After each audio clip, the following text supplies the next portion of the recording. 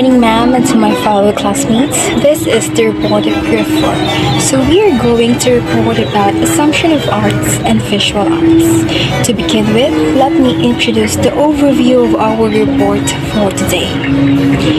Introduction of arts and visual arts to be presented by yours truly. Assumption of arts to be presented by Miss Bianca Pamakol. What is art appreciation to be presented by Miss Mary Joy Quinicio? What is visual arts to be presented by Miss Aina Nakasabog and Mary Noble? And of course, public arts to be presented by Miss Laniela Palumata and Miss Nika Palumata. The objectives of this topic is to clarify misconception about arts, utilize analytical skills to connect formal attributes of art with their meaning and expression, categorize work of arts by citing personal experience, characterize the assumption of arts. So, before anything else, let me give you a short introduction of what really is an art. Art is a creative activity that expresses imaginative or technical skills. It produces a product and an object. Art is a diverse range of human activities in creating visual, performing artifacts, and expressing the author's imaginative mind. Let us now proceed to assumption of arts. Three assumption of arts are its universality, its not being nature, and its need for experience. Without experience, there is no art. The artist has to be foremost a perceiver who is directly in touch with art. Let's proceed to the visual arts. The visual arts are arts that forms and create works that are primarily visual in nature, such as ceramics, drawings, paintings, sculptures, printmaking, designs, crafts, photography, video, filmmaking, and architectures. So, to give you more knowledge about our report today, here are my other members to elaborate what really and how important assumption and visual arts in today's report. The assumptions of art. Good day everyone. So now I'm going to discuss the assumption of art. We have 5 assumptions of art. First is art is universal. Second, art is not nature. Third, art is experience. Fourth, art is an expression. And lastly, art is cultural. Art is universal. Art is universal because it evokes an emotional response from us if it is doing the job well. The best art is beautiful and inspiring, but evokes emotion.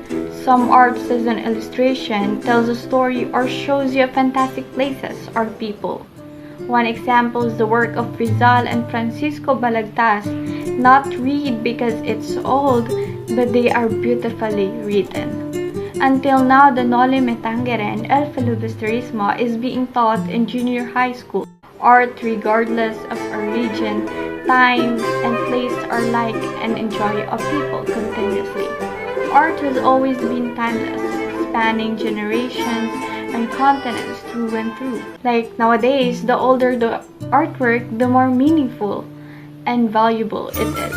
Again, art is universal. Art is not nature. Art is not nature because in many ways, art is not natural.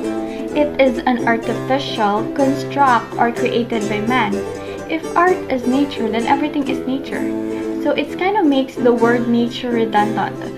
If nature is life, then humans are alive and make art, then art is nature. But sadly, it's not. Man's expression of his reception of nature, man's way in interpreting nature. Art is made by man, whereas nature is given us, God given us. Art not directed by representation of reality, hence it is a perception of reality. Art has its own reason why the artist made it, why or what it is he wants to show. In other words, it is the artist, a human being, who is doing the selecting, not nature and not even a chance. So again, art is not nature. Art is everywhere. Art is everywhere. The dictionary defines art as the making of things that have form and beauty. From this definition of art, we can say that art surrounds us in every object we see, in our homes, and even nature, which God has made so beautiful. There is art. Art is not just the paintings or sculptures we see in the museums. Art is everywhere. Art is everything. Art is art. Again, art is everywhere. Art is an expression. Art is an expression of our thoughts, emotion, institutions, and desires. But it is even more personal than that. It's about sharing the way we experience the world, which for many is an extension of personality. Art is a form of expression. In the generations of art, it has served and continues to serve as a form of communication and expression, allowing artists to tell stories and spark revolution through canvas or a blank space.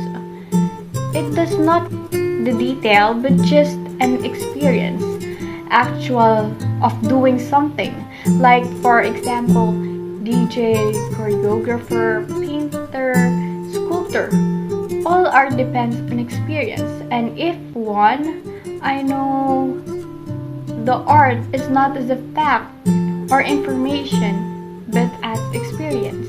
Again, art is an experience. Art is cultural. Culture includes the element that characterize a particular people's way of life. The arts encompasses visual arts, literary arts, and the performing arts, also literature, the art of written works. Culture plays an important role in the development of any nation. Art influences society by changing opinions, instilling values, attitudes, goals, practice, and translating experiences across space and time. Art, in this sense, is communication. It allows people from different cultures and different times to communicate with each other via images, sounds, and stories. Art is often a vehicle for social change. Again, art is cultural. Hi, welcome. In this video, we will talk about one of the relevant topics covered in art appreciation, the 3 assumptions of art. That art is universal, art is the nature, and art involves experience. First on the list, it is assumed that art is universal. Now what makes art universal? Art is universal because in every country and every generation, art is constantly present. For example, Philippines has the famous painting titled Spoliarium. Paris houses the famous painting titled Mona Lisa. Japan has the famous painting titled The Great Wave of Kanagawa.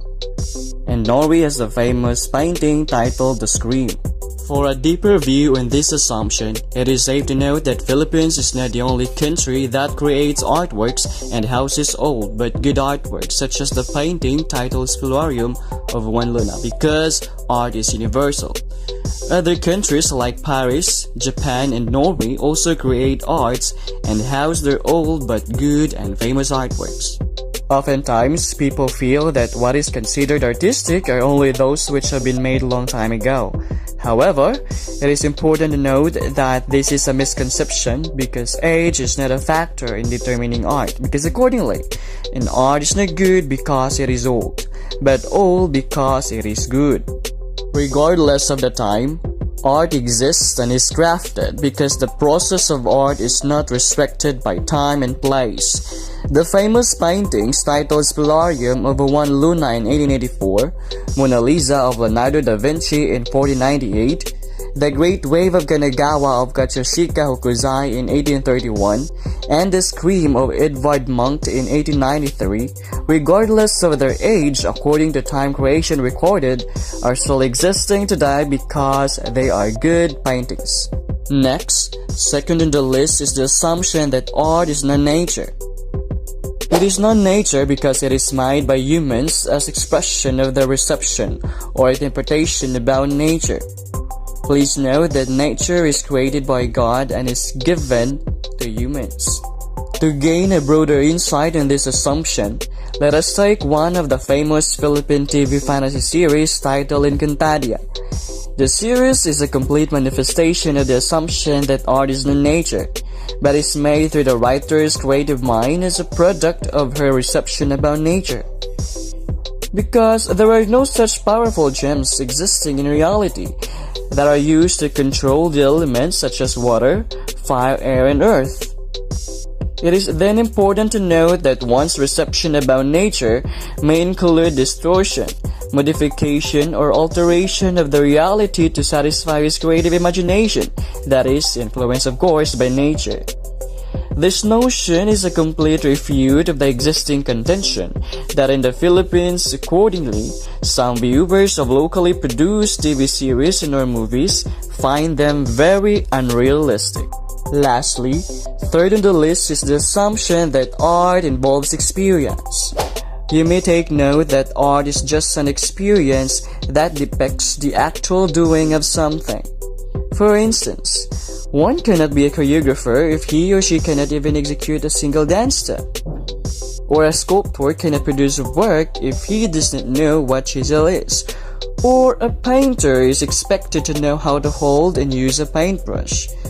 If not, he or she cannot claim himself or herself a painter. Now I'm going to report about what is art appreciation. The word art comes from the ancient Latin which means a craft or specialized form of skill like carpentry or smithy or surgery. Arts in medieval Latin came to mean something different. It means any special form of book learning such as grammar or logic, magic or astrology. Understanding the arts. An introduction to the humanities provide the following definition of art. Art as a skill or mastery. The term art is used to simply refers to base skills or mastery that is manifested in the outstanding product of handiwork. Art as a process or a product of a creative skill. Art is a product because it includes human activities, different activities, and manners of expression. Art as a universal language. The language of art is diverse. Each art form has its own artistic elements. Art as a representation of reality. Art is a reflection or a mirror of reality.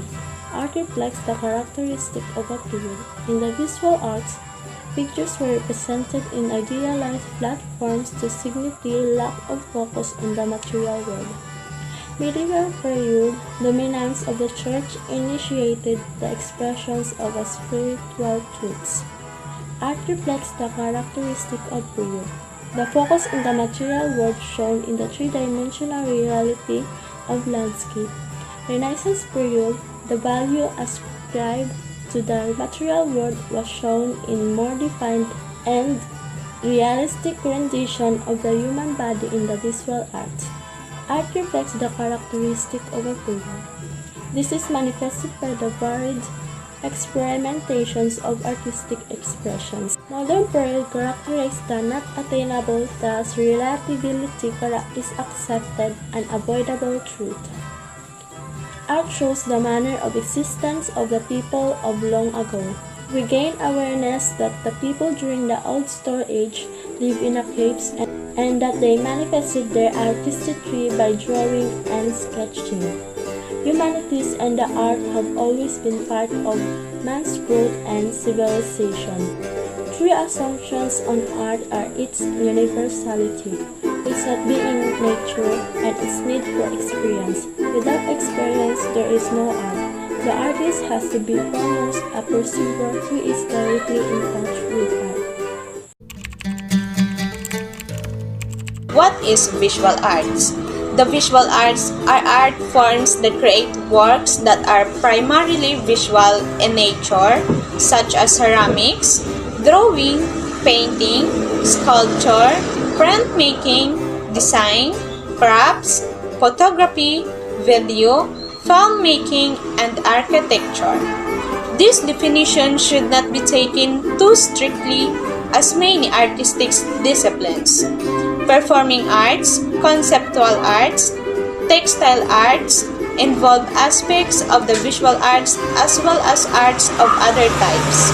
Also included within the visual arts are the applied arts such as industrial design, graphic design, fashion design, interior design, and decorative art. The current usage of the term visual arts, the art as well as the applied, decorative arts and crafts. But this was not always the case before the arts and crafts movement in Britain and elsewhere at the turn of the 20th century. The term artist was often restricted to a person working in a fine arts, such as painting, sculpture, or printmaking, and not the handicraft, craft, or applied art media. The distinction was emphasized by artists of the arts and crafts movement who valued vernacular art forms as much as high forms. Art schools made a distinction between the fine arts and the crafts, maintaining that a craftsperson could not be considered a practitioner of art. A work of visual art is a painting, drawing, print, or sculpture existing in a single copy in a limited edition of 200 copies or fewer that are signed and consecutively numbered by the author. In case of a sculpture, in a multiple cast, carved, or fabricated sculptures of 200 or fewer that are consecutively numbered by the author and bear the signature or other identifying mark of the author. So here are the examples: paintings, drawings, and sculptures. A still photographic image produced for exhibition purpose only, existing in a single copy that is signed by the author, or in a limited edition of 200 copies or fewer that are signed and consecutively numbered by the author. Here are also the example of composition, architecture, and typography. There are many ways to understand visual art. Works like paintings, prints, and sculptures. Some elements that can help you understand art include the theme, or the deeper, broader meaning the work conveys, the mood, or how the work feels in terms of its atmosphere, and the tone, or how the colors are used. I got a feeling deep in my soul, ain't no secret, 'cause everybody knows. I got a feeling I just can't hide, burning brightly, you see it in my eyes. Now you're making me feel, now you're making me feel, now you're making me feel like every little thing is gonna be alright. Now you're making me feel, now you're making me feel, now you're making me feel like every little thing is gonna be alright.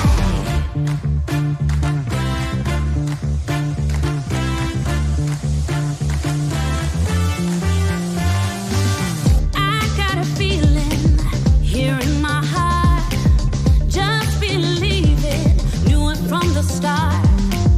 I got a feeling way down inside, all around me, need to let it shine. Now you're making me feel, now you're making me feel, now you're making me feel like every little thing is gonna be alright. Now you're making me feel, now you're making me feel, now you're making me feel like every little thing is gonna be alright.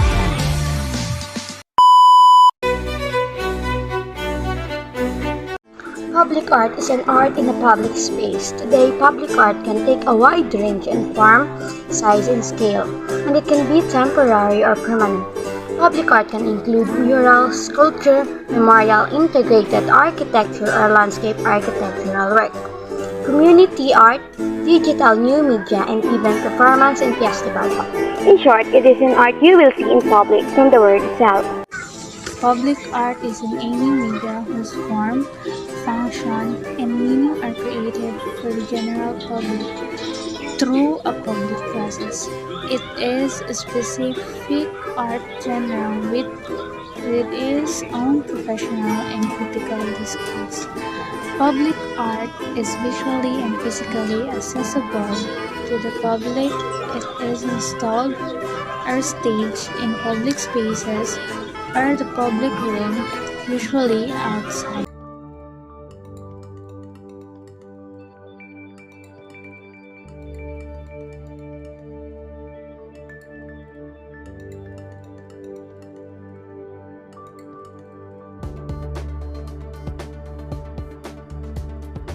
People are surprised that MIT has a public art program, and it's been going on since 1965, really. We think of the entire campus as a museum, and we have over 66 large-scale permanent art installed throughout campus. We are known to be a technology school. However, ever since World War II, MIT has really thought of the arts as important, both in terms of curricular, but also in the life on campus and the life of the students. Alexander Calder's The Big Sale from 1965 is MIT's first major commission of public art. Calder's Big Sale really has this function of humanizing the post-war MIT campus. This is a term that MIT administration used in support of why there were arts at MIT, this idea of humanizing scientists and technologists. President Wiesner was an enormous supporter of art at MIT, and he was integral in MIT's adoption of a percent for art policy, which allocates a portion of every building project or major renovation budget to new art in public space on the campus. And this policy was passed in 1968 by President Johnson. MIT's percent for art is very rare for a private university. It is the oldest in the country and one of the very few. In 1975, the IMPE chemistry building was first percent for art program, and that was a Louise Nevelson. IMPE suggested Nevelson as the artist to create a work for the newly built Building 66. And it is her second public art commission. She had just started working at that scale. When the work was installed, it was actually placed in the students' volleyball court, and students had no idea this was happening. And students became quite irritated, and a series of hacks ensued.